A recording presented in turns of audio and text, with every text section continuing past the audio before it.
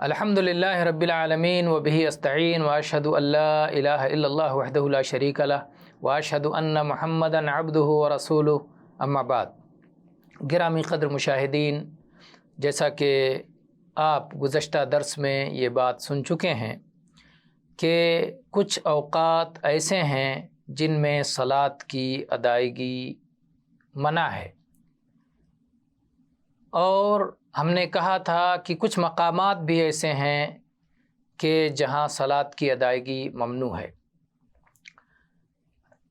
سلسلہ پچھلے درس میں مکمل نہیں ہوا، آج کے درس میں ہم اسے مکمل کریں گے۔ پچھلے درس میں 3 اوقات ممنوعہ آپ کو بتائے گئے، وہ ہیں جب سورج طلوع ہو رہا ہو یہاں تک کہ بلند ہو جائے، جب سورج بیچ آسمان میں ہو، اور تیسرا وقت ہے جب سورج غروب ہو رہا ہو یہاں تک کہ اچھی طرح ڈوب جائے۔ یہ 3 اوقات ہیں، اور ساتھ میں یہ یاد دہانی بھی کی گئی تھی کہ ان اوقات میں جو صلاۃ ممنوع ہیں وہ صلاۃ ہیں جن کا کوئی سبب نہ ہو، لیکن جن صلاتوں کا کوئی سبب ہو وہ ان اوقات میں پڑھا جا سکتا ہے۔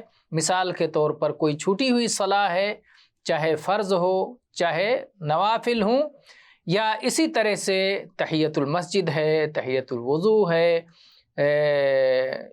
یہ چیزیں بھی پڑھی جا سکتی ہیں ان اوقات میں، جو سببی صلات ہیں ممنوع اوقات میں ادا کی جا سکتی ہیں۔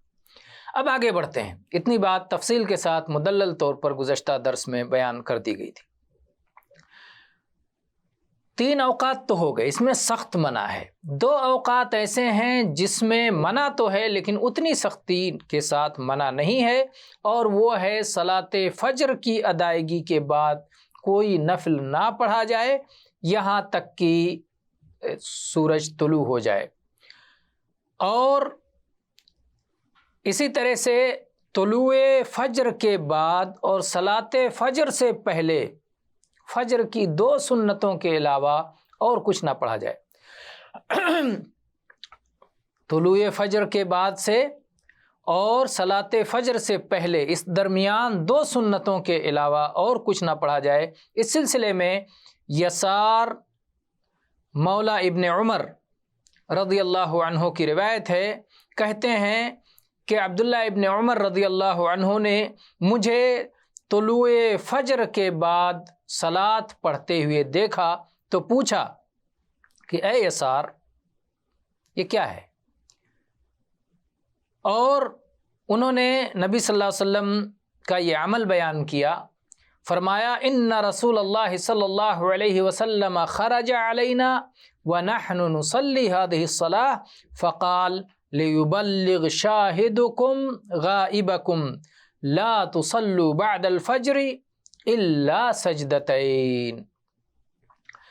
کہتے ہیں یہ حدیث صحیح ہے، صحیح الجامع میں 5353 نمبر پر موجود ہے۔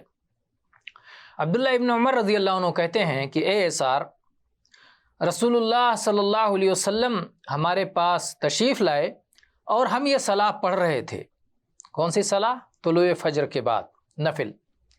تو اللہ کے نبی صلی اللہ علیہ وسلم نے فرمایا کہ جو موجود ہیں وہ غائب لوگوں تک یہ بات پہنچا دیں، فجر کے بعد یعنی طلوع فجر کے بعد 2 رکعتوں کے سوا اور کچھ نہ پڑھو۔ تو آپ نے طلوع فجر کے بعد صرف 2 رکعتوں کی اجازت دی، یعنی فجر کی 2 سنتیں اور اس کے بعد فریضہ فجر۔ اسی طرح سے جب صلاۃ کے لیے اقامت کہہ دی جائے تو اس کے بعد نفل کی ادائیگی ممنوع ہے۔ اس سلسلے میں ابو ہریرہ رضی اللہ عنہ کی حدیث ہے، کہتے ہیں نبی صلی اللہ علیہ وسلم نے ارشاد فرمایا اذا اقیمت الصلاۃ فلا صلاۃ الا المکتوبہ۔ یہ حدیث صحیح ہے، صحیح ابن ماجہ میں 945 نمبر پر ہے، اور یہ حدیث صحیح مسلم میں بھی ہے۔ بہرحال نبی صلی اللہ علیہ وسلم فرمایا اذا اقیمت الصلاۃ فلا صلاۃ الا المکتوبہ، جب صلاۃ کے لیے اقامت کہہ دی جائے، صلاۃ کھڑی ہو جائے، تو پھر اس فرض کے علاوہ اور کوئی صلاۃ پڑھنا درست نہیں ہے۔ تو آپ صلی اللہ علیہ وسلم نے منع فرما دیا۔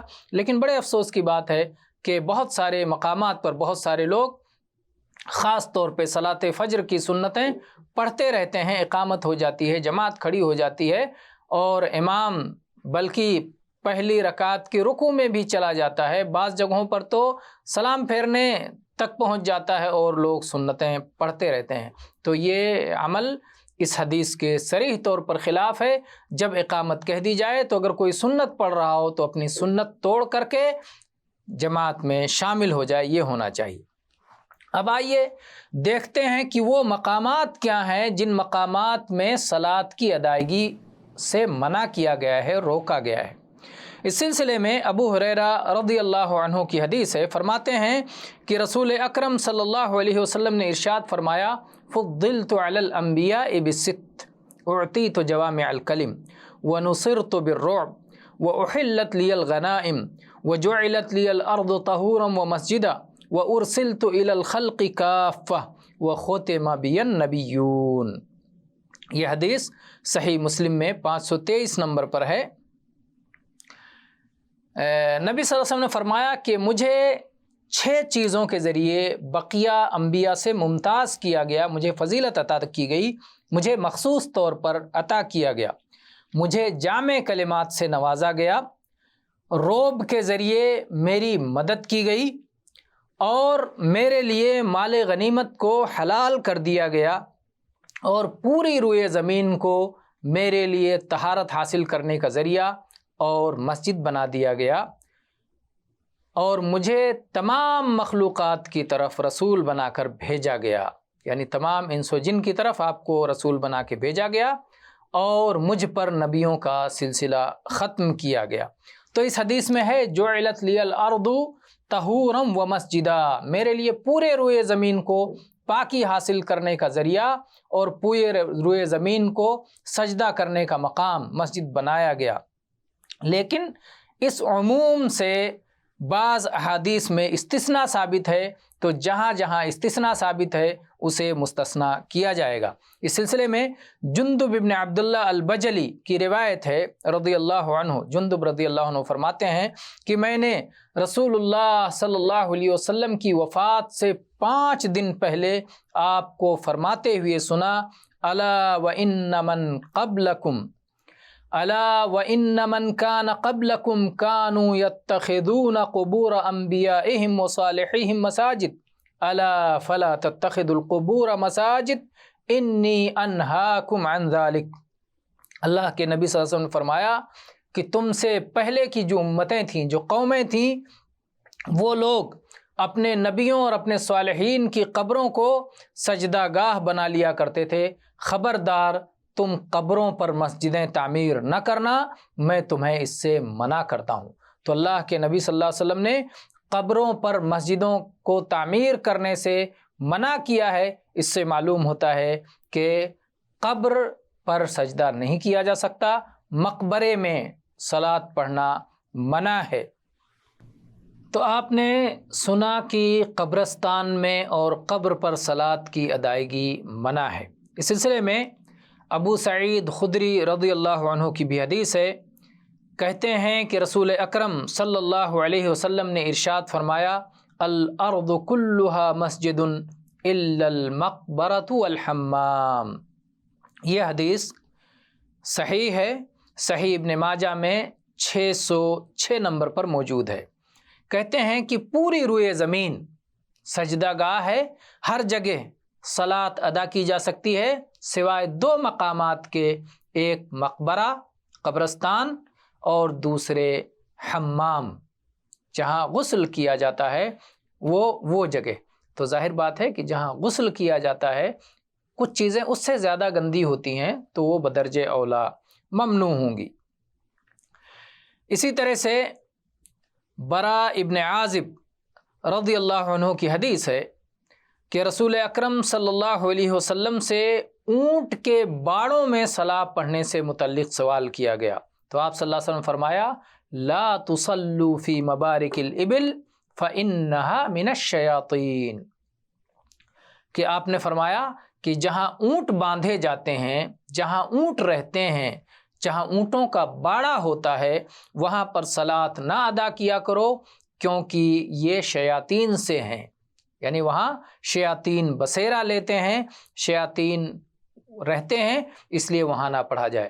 تو گویا جن مقامات میں صلاۃ کی ادائیگی ممنوع ہے ان میں سے ایک مقام اونٹ کا باڑا بھی ہے۔ پھر آپ سے پوچھا گیا کیا اے اللہ کے نبی صلی اللہ علیہ وسلم وہ مقام جہاں پر بکریاں باندھی جاتی ہیں کیا وہاں نہ پڑھا جائے، وہاں پر بھی نہ پڑھا جائے؟ تو اللہ کے نبی صلی اللہ علیہ وسلم نے فرمایا صلوا فیہا فإنہا برکہ۔ یہ روایت صحیح ہے، صحیح الجامع میں 7351 نمبر پر موجود ہے۔ آپ نے فرمایا کہ بکریاں جہاں باندھی جاتی ہیں، بکریوں کے باڑے میں صلاح پڑھو، اس لیے کہ وہاں صلاح پڑھنے میں برکت ہے۔ تو کسی کو یہ خدشہ ہو سکتا تھا کہ شاید اونٹ کے باڑے میں صلاح پڑھنے سے اس لیے منع کیا گیا کیونکہ وہاں اونٹ پیشاب کیے ہوتے ہیں، اونٹوں کی لید اور گوبر اور اونٹنیوں کی مینگنیاں وہاں پائی جاتی ہیں، اس لیے منع ہے۔ تو یہ خدشہ دور ہو گیا جب دونوں باتیں ہیں کہ بکریاں جہاں باندھی جاتی ہیں، ظاہر بات ہے جہاں بکریاں باندھی جائیں گی وہاں وہ بھی پیشاب کریں گی، وہاں وہ بھی وہ جو ہے ان کا گوبر اور لید بھی ہوگا، تو اس کے باوجود وہاں پڑھنے کی اجازت دی گئی۔ اس بنیاد پہ اہل علم نے اس کی وجہ بتائی، اور حدیث میں فَإِنَّهَا مِنَ الشَّيَاطِينَ کا ذکر بھی ہے کہ اونٹ کے باڑے میں اس لیے پڑھنے سے منع کیا گیا کیونکہ وہاں شیاطین کا بسیرا ہوتا ہے۔ اور یہ بات پہلے گزر چکی ہے کہ وہ جانور جن کا گوشت کھانا حلال ہے ان کا پیشاب پاخانہ پاک ہے، اس لیے وہاں صلاۃ ادا کرنے سے یہ چیز مانے اور یہ چیز رکاوٹ نہیں ہے کہ وہاں ان جانوروں نے پیشاب کیا ہوگا، کیونکہ ان جانوروں کا پیشاب پاخانہ پاک ہے۔ واللہ تعالی عالم، والحمد للہ رب العالمین، وصلی اللہ علی نبینا وسلم۔